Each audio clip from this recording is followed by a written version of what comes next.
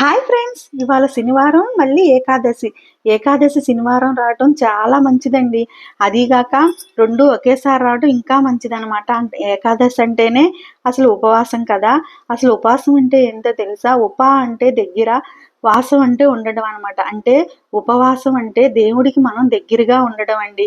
అంతేగాని ఈరోజు మనం అమ్మో ఇది తినలేదు, మనం రోజంతా అబ్బో ఈరోజు నేను ఉపవాసం ఉన్నాను, అబ్బో ఈరోజు నేను ఉపవాసం ఉన్నాను, అబ్బో నేను రాను అని అంటా ఉంటాం కదా. అసలు అట్లా అనకూడదండి.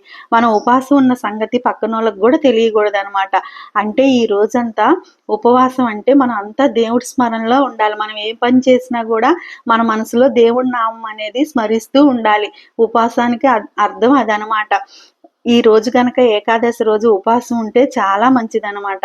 కాకపోతే ఉండగలిగే వాళ్ళు ఉంటారు, ఉండలేని వాళ్ళు ఉండరు అనమాట. ఏది జరిగినా మన మంచికే అనుకుని ఉండాలి. ఈ రోజు ఏకాదశి అని చెప్పి నేను సోమవారికి అటు శివయ్యకి ఇటు వెంకటేశ్వర స్వామికి అయితే పిండి దీపాలు అయితే పెట్టుకున్నాను అనమాట. అలాగే శంకు పువ్వులతో శివయ్యని పూజించుకున్నాను. మా తులసి దళంతో వెంకటేశ్వర స్వామిని పూజించుకున్నాను. నా పూజ అంతా ఇలా సింపుల్గా అయితే పూర్తి చేసుకున్నానండి. ఇద్దరు స్వాములకి అసలు సూర్యోదయం చూడండి ఎంత బాగుందో కదా. అసలు మనకి ప్రత్యక్ష దైవమే సూర్య భగవానుడు. ఆయన చూడండి ఎంత బాగున్నాడో. అది చూస్తుంటే చాలా ప్రశాంతంగా ఉందండి. అసలు సూర్యోదయం చూడండి, దీనికి మించిన అందం ఇంకేమన్నా ఉంటుందా?